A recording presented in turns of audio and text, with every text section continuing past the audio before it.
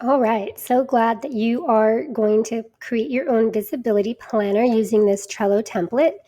I wanted to just teach you how to use it to get the most out of it so that you can get the momentum that you are looking for.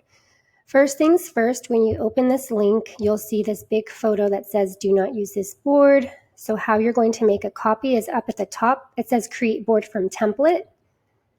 So you're going to click on this. You can retitle it something, like you could put your name, whatever you want, and you're going to move it to wherever you want to do this. And then you're going to keep cards, make sure these two are both checked. Create, and then it will reformat it for your own Trello account. And you'll see it pop up like this with your name or whatever you call it. You can also change the background using photos from Unsplash or just solid colors if you'd like. It's one of the fun things I like about Trello. All right, so once you have that, the way that you use this board is starting in the strategy section by claiming what your objective is. What is your goal for the next 90 days? Be really specific, and you can just brainstorm all of this out and let it all flow. And then you can really make it a little more concise so that you stay on track. Also type your income goal, how you'll celebrate, and any other things that you want to keep. If you click on this area, the description will open up and you can make your changes, click save, and then that's that.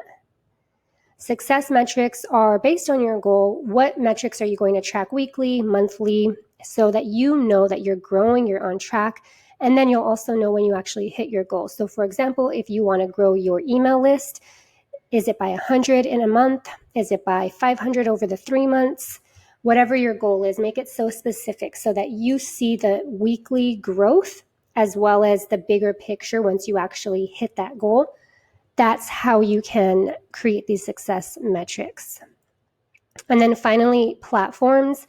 This is all about visibility. So your main platforms could be your blog, a podcast, a YouTube channel. These are like main content platforms. And then secondary platforms are things like social media, where if you write a blog post, you're going to share it on one of these things, or YouTube with Instagram, however you choose to do this.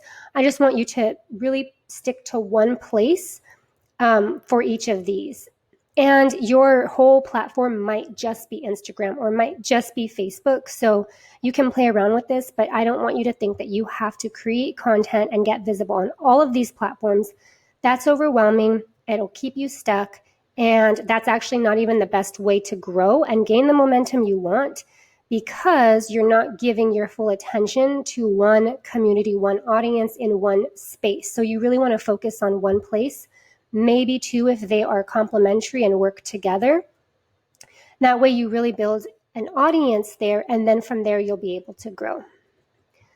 Okay, diving in, the content topics matrix, this is where you will create your 5 main topics. Not really create, but just really set these up. So these are main topics that you talk about in your business. They lead to all of your offers, how you help people get results.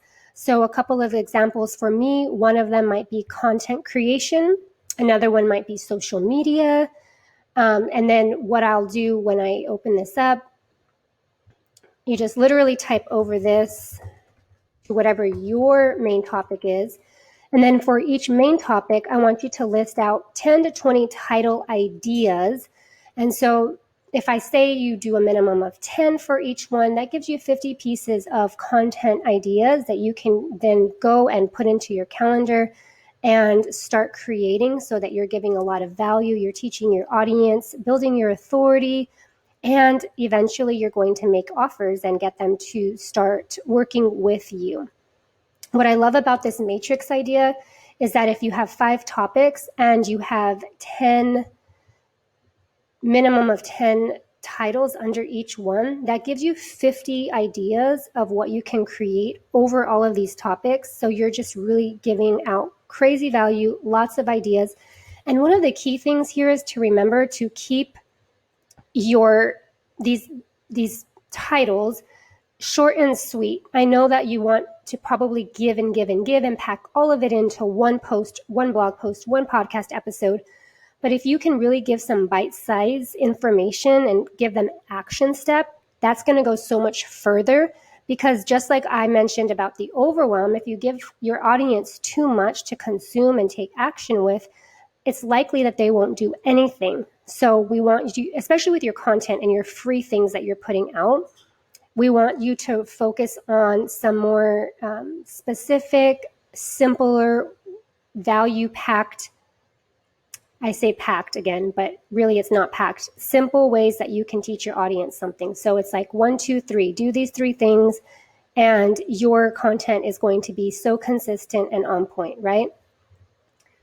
Content types here at the bottom, this is just for your reference. These are the 7 types of content that I include in the momentum phase, and just really overall, like in your social media. Here are some good things to follow. A lot of it is going to be similar to what you probably hear other people share. Maybe you have these same things that you use in your own marketing. These are just how I call it, the way that I call them, and also how I explain what they are. So you'll have access to this in your planner, and they match up to what you create each week. So week 1, you are going to follow this, create content on these content types. I do include a weekly live. It says Facebook Live. This could be your YouTube channel. It could just be a regular video, IGTV, whatever it is that you are using for video. I just want you to get used to showing up on video, preferably live. And also your blog post or podcast, maybe you don't have one. So maybe like if you're on Facebook, this is just one really good post that you put. So it's similar to a blog post. It could even be a transcript of whatever trainings you're doing. So there's a lot of ways you can do this and make it your own. So this is really just a guide. Nothing's cookie cutter. You can switch this up however you want to do it.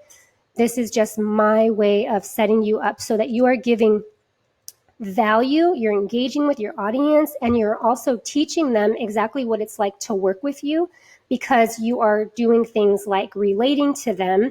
You're also going to give your framework tips. So these are things that are repeated over and over about what makes you, you. These could be phrases and sayings that you constantly say, or a way of thinking that you bring into what you teach and the programs that you give to your audience.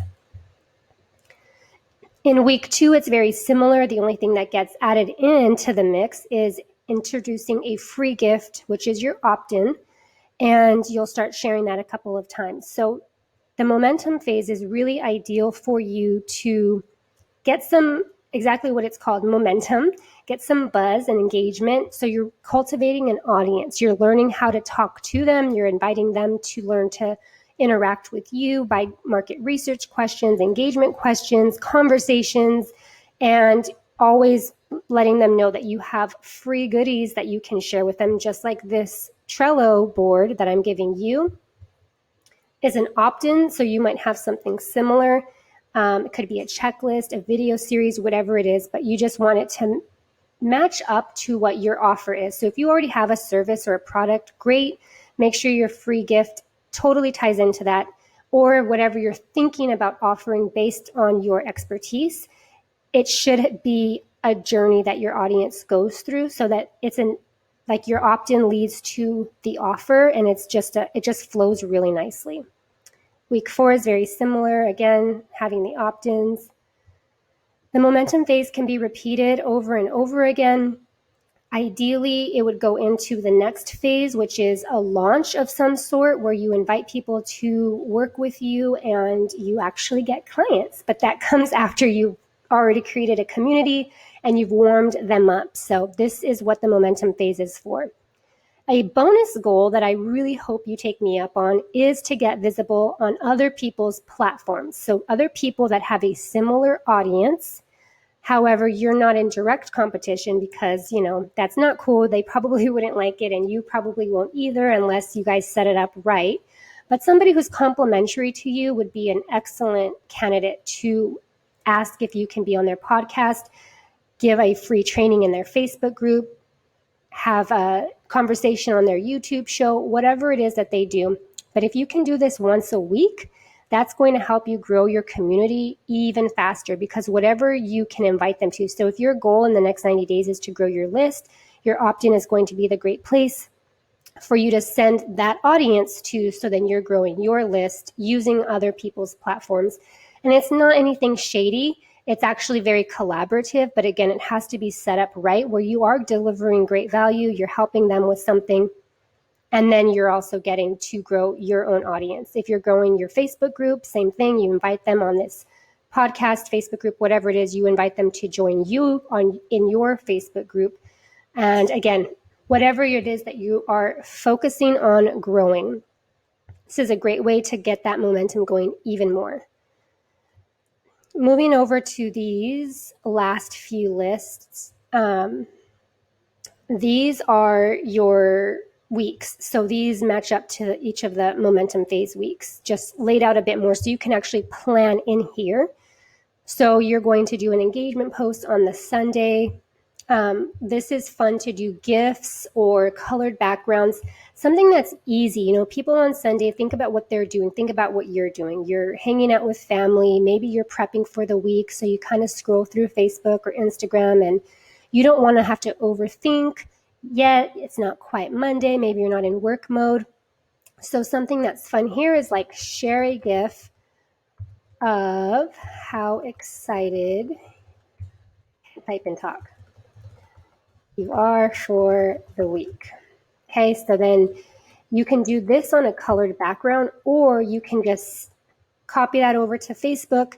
Again, if it's a GIF, this is obviously for Facebook. And you can ask your audience to share their GIF, and you can also put your GIF there as well. Trello also has these cool labels that you can edit.